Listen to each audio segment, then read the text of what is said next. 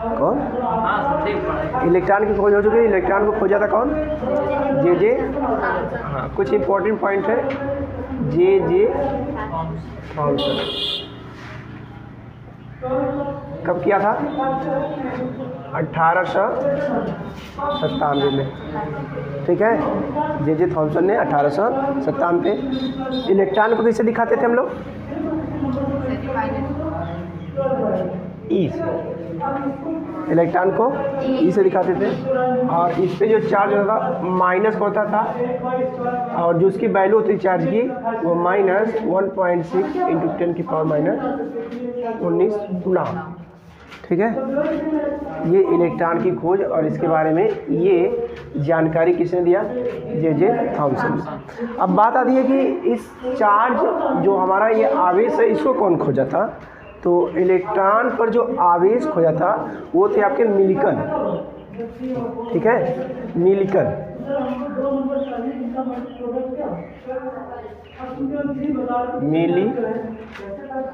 Millikan. ठीक है, और उनका एक्सपेरिमेंट था जिसको हम लोग कहते हैं तेल की बूंद का। तेल बूंद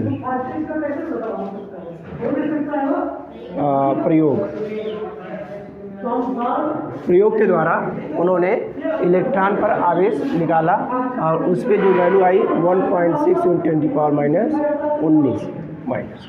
ठीक है, ये आपके मिलिकन साहब अमेरिकन थे, अमेरिका के साइंटिस्ट थे। ठीक है, और इन्होंने इसको खोजा। ठीक है, अब बात आती है कि जो आपकी जो मैं बोला कैथोड किरण। ठीक है, जो इलेक्ट्रॉन होता है वो कैथोड किरण से ही निकलता है। ठीक है, तो कह सकते हैं आपकी जो कैथोड रे है उसके अंदर जो पार्टिकल है रे के अंदर वही क्या है? इलेक्ट्रॉन। ठीक है, तो कैथोड रे के कुछ गुण होते हैं। ठीक है, कुछ गुण है, जैसे आपका इसमें पहला गुण है कि कैथोड रे धातु की अथवा विसर्जन नली में भरी गैस से उत्सर्जित होती है। तो कल आपको मैंने दिखाया था ना एक नली, एक ग्रीन कलर की जो आपको दिख रहा था,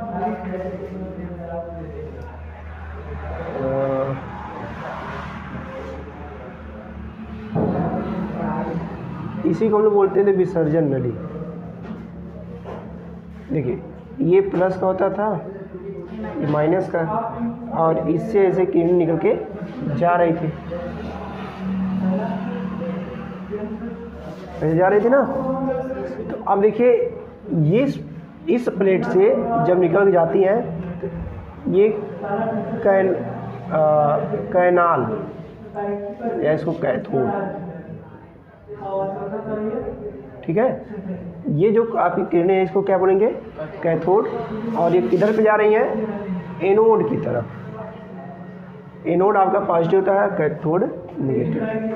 तो इसका मतलब है कि इससे निकलने वाली जो पार्टिकल है उस पर नेगेटिव चार्ज है, तभी न पॉजिटिव पास जा रहा है। हम जानते थे, कल आपको मैंने बताया था कि अगर समान आवेश है, समान मतलब सेम तो उनके बीच प्रतिकर्षण होता था, और विपरीत में आकर्षण। इसलिए ये पॉजिटिव है, तो ये श्योर हो गया ये पार्टिकल तभी इसके पास जाएगा जब इसके पास नेगेटिव चार्ज होगा, मतलब ऋणात्मक आवेश होगा। तो इस आधार पे कहा गया कि जो कैथोड रे है वह ऋण आवेशित कणों से मिलकर बनी होती है। किससे? ऋण आवेशित कणों से मिलकर बनी होती है, इसलिए यह एनोड पर जाती है। ठीक है, समझ आया? चलिए, दूसरा गुण, पहला गुण समझ में आया कि यह कैथोड से निकलकर एनोड पर जाती है, इससे यह प्रूफ होता है कि यह एक ऋण आवेशित कणों से मिलकर बनी हुई है। चलिए, दूसरा गुण देखिए, कैथोड रे सदैव सीधी चलती है। ठीक है, तो ये आपकी जो रे है, ये आपकी रे का मतलब समझो ना, रे को इंग्लिश में किरण बोलते हैं। ठीक है, किरण। तो ये किरण ही है। किरण समझ में आता है? तो लोग क्लास 6, 7, 8 में ये पढ़ाया होगा। कुछ टर्म तो थे, जैसे देखिए यहाँ पे बिंदु, रेखा, रेखा खंड और किरण बताया गया था वहाँ पर। तो बिंदु क्या होता था?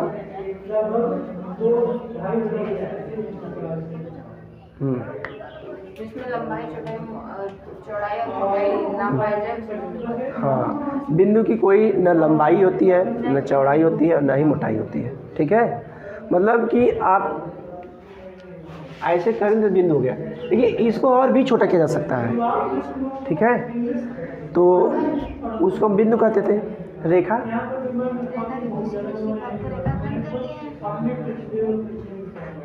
बिंदुओं को मिलाते जाएंगे। ठीक है, लेकिन उसकी कोई लंबाई फिक्स नहीं हो। ये आपकी दोनों डायरेक्शन में जब बढ़ेगी। ठीक है, तो इसे कहेंगे हम लोग रेखा।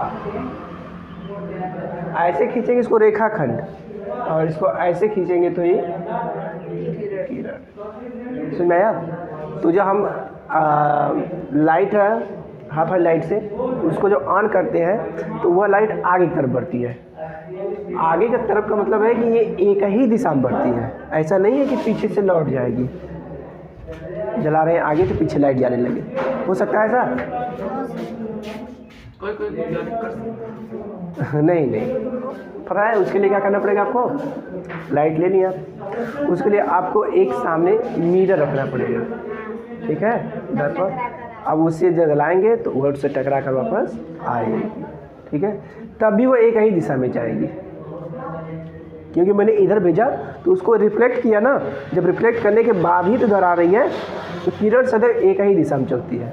ठीक है, तो ये जो आपकी कैथोड रे है वह सदैव एक ही दिशा में चलती है। इसका मतलब है कि यह जो आपकी किरण है वह आपकी कैथोड से निकलकर एनोड के एक सीधे रास्ते पर चलती है। ठीक है, तो ये आपकी सीधी रेखा है। ठीक है, कैथोड किरण सीधी रेखा में चलती है। तीसरा पॉइंट क्या आपका है? हाँ, कैथोड किरणें निरावेशित कणों से मिलकर बनी होती हैं, जो आपको मैंने पहले पॉइंट बताया। क्योंकि ये आपकी कैथोड से निकलकर एनोड पर जाती हैं, तो एनोड पे तभी जाएंगी जब उनमें कोई निरावेशित पार्टिकल होगा। क्योंकि एनोड हमारा पॉजिटिव है, तो जैसे ही पॉजिटिव हुआ तो नेगेटिव वाले को अट्रैक्ट करेगा। अगर मान लीजिए ये भी पॉजिटिव तो इसके पास नहीं जाता है। ठीक है, क्योंकि समान आवेश में प्रतिकर्षण होता है। प्रतिकर्षण मतलब कि दूर हटाना। ठीक है, चलिए अगला पॉइंट है चौथा कि हाँ, अगर मान लीजिए चौथा पॉइंट क्या कर रहा है कि मान लीजिए अगर हम इनके बीच में कोई प्लेट रख दें जो कि किसकी हो, किसी धातु मतलब मेटल की। ठीक है, ये धातु की प्लेट हो, इसको रख दिया जाए तो क्या होगा कि ये जब इससे टकराएंगी तो इस पर हीट का मतलब उष्मा, गर्मी। ठीक है, इसमें गर्मी पैदा होगी। मतलब कुछ समय बाद ये जब टकराते बाद इसमें क्या होगा, ये आपका जो धातु है ये क्या हो जाएगा, गर्म हो जाएगा। ठीक है, तो इसका मतलब ये है कि कैथोड किरण जो होती है वो धातु की सतह पर ऊष्मा उत्पन्न करती है। ऊष्मा क्यों उत्पन्न करेंगी? क्योंकि ये पार्टिकल इससे टकरा रहे हैं। जैसे मान लीजिए कि कोई है, ठीक है, छोटा सा बच्चा, उसका धीरे ऐसे ऐसे मार रहे हैं। ठीक है, लगातार 10 मिनट तक मारिए उसको, फिर रोने लगेगा वो। एक बार 2 बार कहेंगे तो वो खिला रहे हैं भैया, कुछ मुझे अभी कुछ देंगे, पैसा वैसा टॉफी के देंगे। उसके बाद उसका धीरे धीरे गाल लाल होने लगेगा। क्यों? क्योंकि वो उसके जब हम उसको कर रहे हैं बार बार तो ये पार्टिकल जो है उससे टकरा रहे हैं ऐसे ऐसे। ठीक है, और ये जब इससे टकराएंगे ये जो हमारा गाल है वो लाल हो जाएगा, और जैसे ही लाल होगा तो हमें चोट लगी है, दर्द हो रहा है। सेम प्रोसेस, ये बार बार जब इसे हीट करेंगे ठीक है। इसमें जितना बार हिट करेगा तो वह इससे टकराएगा ना, तो जब ये टकराएगा तो इसमें ऊष्मा उत्पन्न होगी, ठीक है। जैसे कि क्लास में जब डंडा से मारते हैं तो चोट लगती है ना, उसके बाद हाथ गर्म हो जाता है कुछ टाइम के लिए, हो जाता है कि नहीं, वही प्रोसेस, ठीक है। तो धातु की प्लेट को यह गर्म कर देती है, अर्थात ऊष्मा उत्पन्न करती है। अगला पॉइंट क्या आपका है? अगला पॉइंट आपका है कि कैथोड किरणें धातु की अत्यंत पतली प्लेटों को भेद कर निकल सकती हैं। अगर मान लीजिए ये तो प्लेट थोड़ी मोटी थी, अगर यहीं पर हम एक पतली सी प्लेट, ठीक है, लगा दें तो ये कैथोड किरण इसको पार करके, भेद करके, ठीक है, आगे निकल जाती है। समझा? जैसे कि अगर कोई लेज़र लाइट है, उसको हम एक पतली पन्नी है या शीशा ही है, तो उस पर जब डालते हैं तो वो लाइट बाहर निकल जाती है। इसका मतलब है कि वो लाइट उसको भेद कर बाहर निकली ना। सेम प्रोसेस इसमें भी होता है। ये जो कैथोड रे हैं धातु की पतली, ठीक है, परत को भेद कर आगे निकल जाती है, ठीक है। चलिए अगला पॉइंट आपका है कि कैथोड किरणें फोटोग्राफिक प्लेट अथवा फिल्म पर धब्बे छोड़ती हैं। अब धब्बा क्या होता है? रोटी सबने बनाया है ना, बनाया है ना? तो क्या होता है कि ठीक, चलिए ठीक, क्या होता है कि कभी कभी आपको जब 2-3 दिन हो जाती है यहाँ पे फफूंदी पड़ जाती है, ऐसे दिखता होगा आपको ना, काले काले फफूंदी, मतलब 3-4 दिन हो जाए उसको छोड़ दीजिए तो देखेंगे उसके बाद उस पर फफूंदी पड़ जाती है। वो क्या होती है पता है? वो सब कवक होते हैं, ठीक है, और ये आपके इस पर आने लगते हैं, तो इसी को बोलते हैं धब्बा, ठीक है। तो क्या होता है कि ये जो फोटोग्राफिक प्लेट होता है, तो जब फ़ोटो खींचते हैं जिस पे ना, और उस पर जिससे हम फ़ोटो अपना निकलवाते हैं, जो कागज़ होता है, ठीक है, उस पर ये अगर उस फिल्म को, उस परत को इनके बीच में लाएंगे तो ये किरणें इस पर धब्बा डाल देती हैं, ठीक है। उसके जो सफ़ेद है रंग, उसका धीरे धीरे काला कहीं कहीं पर आपका हो जाता है, ठीक है। इसी को बोलते हैं कि कैथोड किरणें फोटोग्राफिक प्लेट पर धब्बा उत्पन्न करती हैं, ठीक है।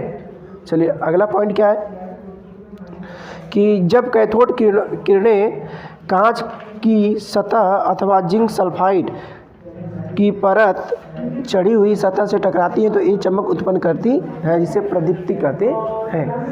अब ये बोल रहा है कि जिंक सल्फाइड, ठीक है, ये आपकी जिंक सल्फाइड की एक परत है और इससे टकराएंगी तो ये रोशनी निकालेंगे उसमें से, मतलब कि प्रकाश आएगा, टकराने के बाद उसमें से प्रकाश आता है, इसी बोलते हैं प्रदीप्ति, ठीक है। इस पर टकराने के बाद किसकी परत है? जिंक सल्फाइड, ठीक है। जिंक सल्फाइड से टकराने के बाद कैथोड रे, कुछ आपके कलर भी बताए जाएंगे आगे, तो उस कलर की लाइट उत्पन्न करती, ठीक है। चलिए अगला पॉइंट क्या है? जब कैथोड किरणें धातुएं जैसे टंगस्टन, कॉपर, मोलिब्डेनम आदि की सतह से टकराती हैं तो एक्स किरणें उत्पन्न करती हैं। अब देखिए एक्स किरण क्या होता है? एक्सरे जानते हैं आप ना, इसी को एक्स किरण कहते हैं, ठीक है। एक्सरे किसने करवाया है? कुछ करवाया कभी?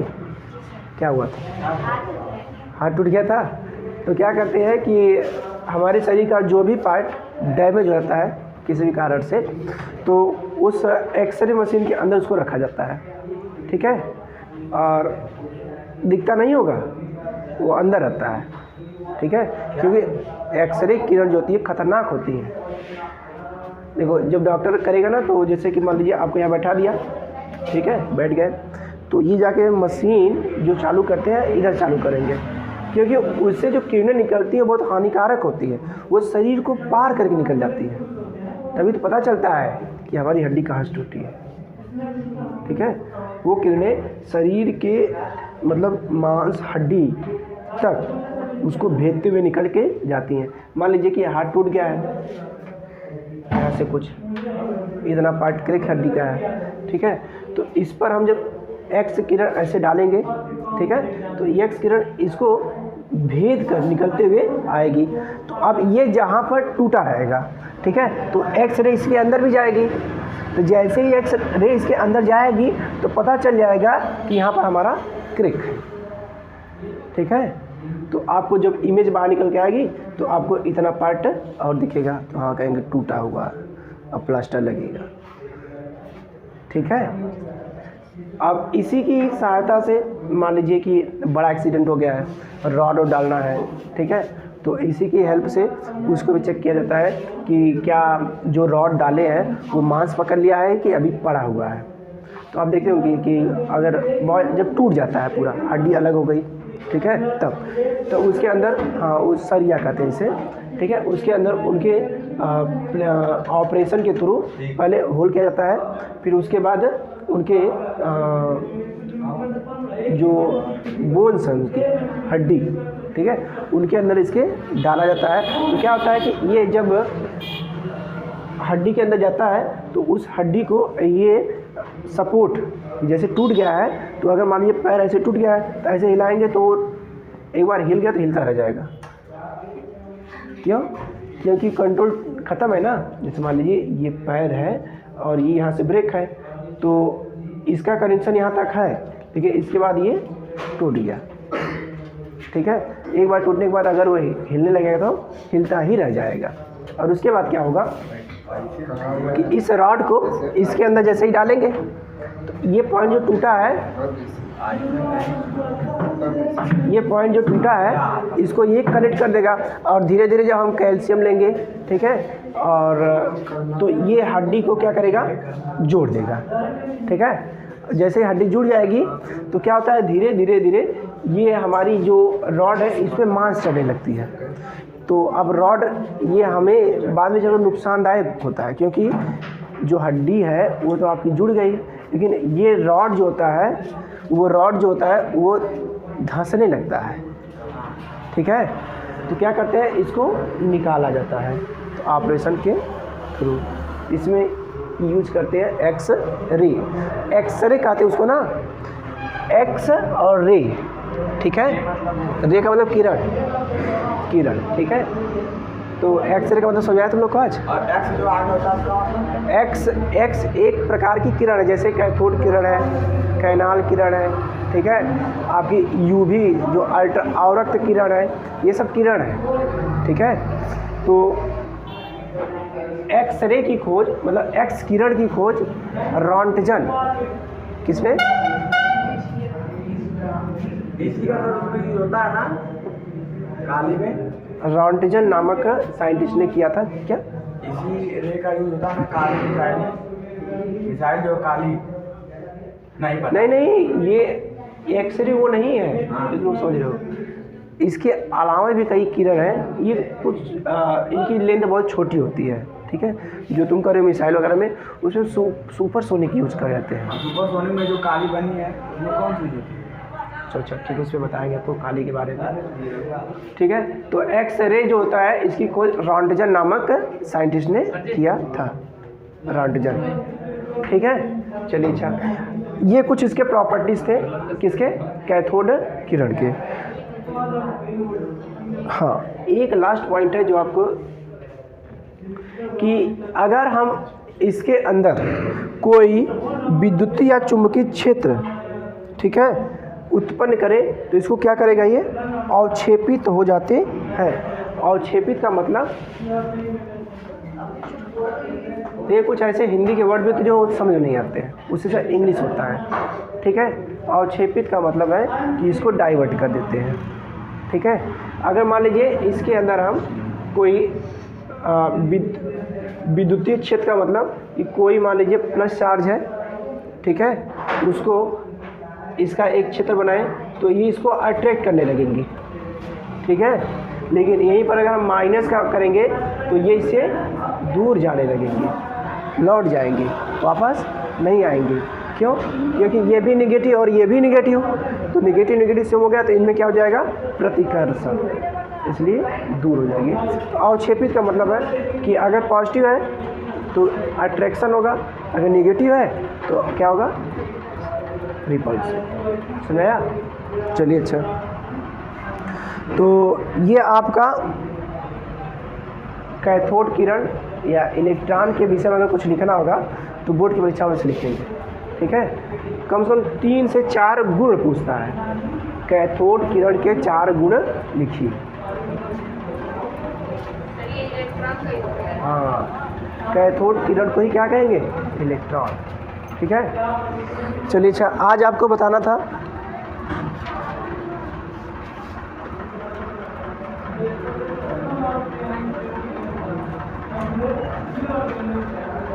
रदरफोर्ड का मॉडल।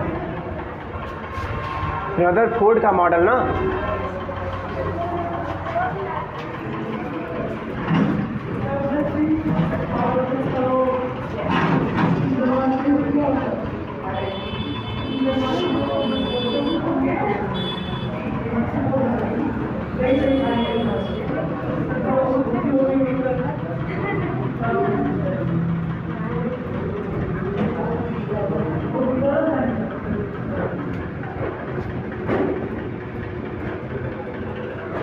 ठीक है? तो जो आपके रदरफोर्ड साहब हैं उन्होंने परमाणु के बारे में कुछ जानकारी दी, ठीक है? तो जैसे उसने हमने बताया था कि सबसे पहले कौन बताया आपको? डाल्टन, ठीक है? उसके बाद आपके ये आए, क्या नाम इनका था? गोल्डस्टीन, ठीक है? इसके बाद आपके थॉमसन साहब आए,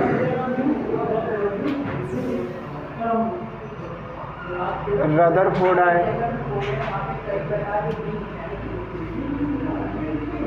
ठीक है? इसके बाद आपके नील्स बोर आए, ठीक है? हाँ, जिसे जो मॉडल उन्होंने दिया था, ठीक है? इसके बाद आपको बताएंगे एक है मोजले, मोसले या मोजले भी कहते हैं, ठीक है? इन्होंने मतलब ये तुम लोग के सिलेबस में इनके बारे में जानकारी देना है। इसके बाद भी बहुत लोग आए थे, श्रोडिंगर थे, ठीक है? हाइजेनबर्ग थे, अलग अलग काम दिया था, लेकिन छोटी क्लास में, ठीक है, मिलेगा। तो हाँ, जेम्स चैडविक, नहीं, इसके बाद भी खोज चलती रह गई। पता है कि ऐसा है ना कि क्या, जब लोग आपको बताए थे कि परमाणु से छोटा है, परमाणु तो से छोटा आपका इलेक्ट्रॉन हो गया, ठीक है? अब इलेक्ट्रॉन को भी कई पार्ट में डिवाइड किया जा सकता है, ठीक है? ये खोजा जा सकता है, जिसे हम लोग बोलते हैं क्वार्टज, ठीक है? क्वार्टज कहते हैं, ठीक? और इन पे जो चार्ज होता है माइनस का 2/3 इलेक्ट्रॉन, ठीक है? 1/3 इलेक्ट्रॉन इस टर्म में होता है। इसका मतलब कि इलेक्ट्रॉन से भी कम आवेश के पार्टिकल हैं। इसके बारे में खोज हो चुकी है, ठीक है? चलिए, तो रदरफोर्ड का जो मॉडल है उसके लिए उन्होंने एक क्या बोलते हैं उसको,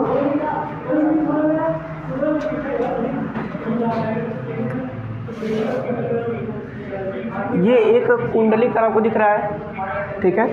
और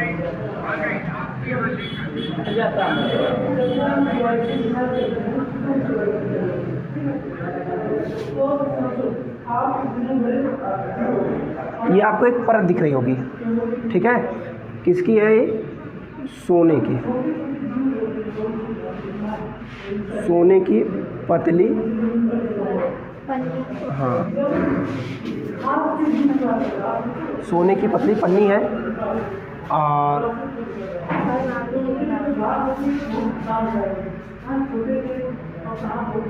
अब छोड़िए, हो गया।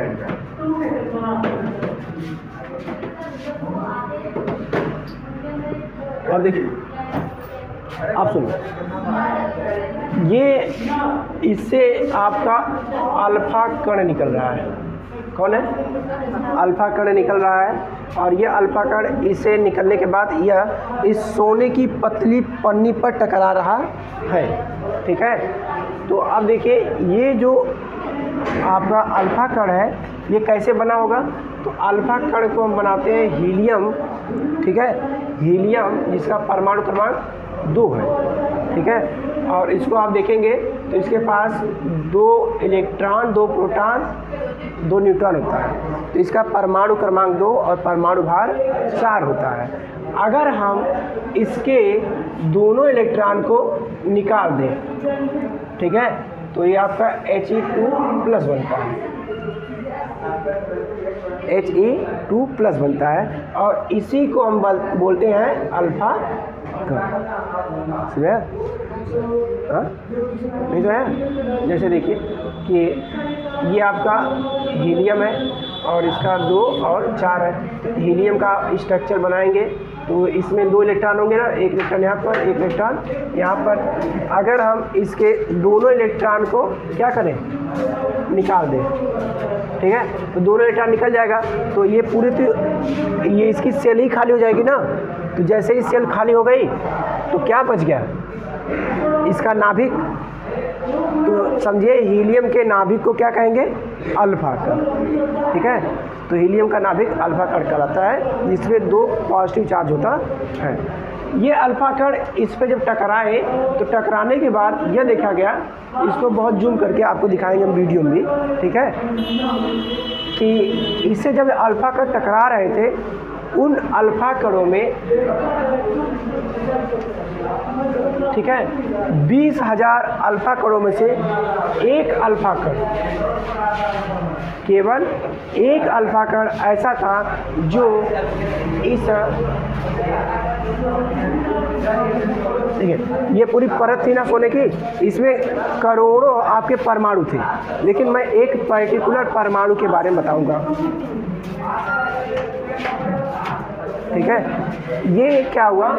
अल्फा कण, ये आपको बीम दिख रही है ना, इस बीम में आपके कई लाख अल्फा कण जा रहे हैं।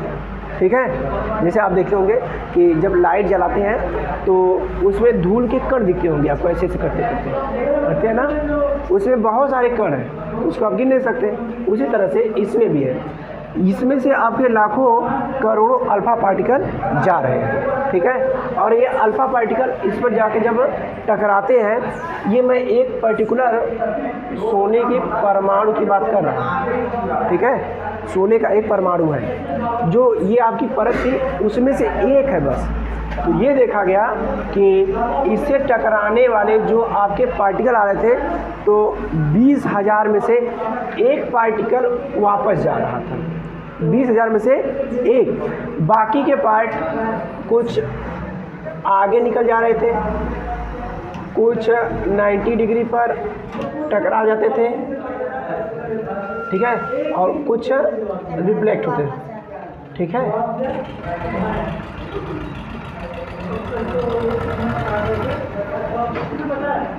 अगर आपको इसमें थोड़ा समझने में दिक्कत है तो इसको समझिए। इसे गोली देखे ना, कंचा, तो उसको क्या करते थे पहले, जब उसको लोग ऐसे मारते थे तो क्या होता था कि गोली कभी कभी टकरा कर वापस पीछे आती थी, और कभी कभी इधर चली जाती थी, कभी इधर चली जाती थी, कभी छटक जाती थी, कहीं उसके ऊपर से डांग जाती थी, ऐसा होता था ना। सेम प्रोसेस है, ये भी एक गोली है, क्योंकि परमाणु गोलाकार होता है। ठीक है, इस गोले पर जो अल्फा कण टकरा रहा है, उसमें से कुछ अल्फा कण इसमें से बाहर निकल जा रहे हैं। ठीक है, इसका मतलब ये है कि ये जो आपके अल्फा कण हैं, अल्फा कण जो पास हो जा रहे हैं, ये इस बात को बता रहे हैं कि परमाणु का अधिकांश भाग क्या होता है? खाली होता है। परमाणु का अधिकांश भाग खाली होता है, उसका कुछ ही भाग जो होता है वह बहुत ही दृढ़, बहुत ही कठोर होता है, जिसको हम बाद में कहेंगे नाभिक। तो ये आपके इसके पास वाले सब निकल जा रहे हैं, लेकिन इसके बीच से जो टकरा कर वापस गया पार्टिकल इससे आया है। तो ये अल्फा पार्टिकल जब इससे टकराया तो आगे नहीं निकल पाया। अब बात आती है क्यों नहीं निकल पाया। इसका दो कारण है कि ये जो इसके अंदर का कण है वो बहुत ही कठोर है, और दूसरी बात ये जो कण है ये आपका पॉजिटिव है। तो अभी हमने बताया आपको हीलियम कैसा है, पॉजिटिव है, और ये भी आपका एक पॉजिटिव है। तो पॉजिटिव क्या होता है, प्रतिकर्षण, इसलिए यह अल्फा पार्टिकल वापस आ गया। ठीक है। तो रदरफोर्ड के मॉडल में कुछ जानकारियाँ मिली, जो कि पहली बात कि परमाणु का अधिकांश भाग खाली होता है। ठीक है। दूसरी बात कि परमाणु के अंदर जो आपके धनायन होते हैं, इसे प्रोटॉन कहते हैं, वह पूरे परमाणु में फैले नहीं होते हैं, वह एक जगह पर स्थिर होते हैं, एक ही जगह पर संचित होते हैं, जिसे हम परमाणु का नाभिक कहते हैं। ठीक है। तो रदरफोर्ड ने आपकी पहली जानकारी कि परमाणु का अधिकांश भाग क्या होता है, खाली होता है। दूसरा, परमाणु का जो धनायन वाला भाग होता है वह एक जगह पर संचित होता है, जिसे हम कहते हैं नाभिक। ठीक है, नाभिक कहते हैं, और नाभिक धनावेशित होता है। क्यों? क्योंकि अल्फा पार्टिकल उससे दूर चला गया। ठीक है, इसलिए। समझाया?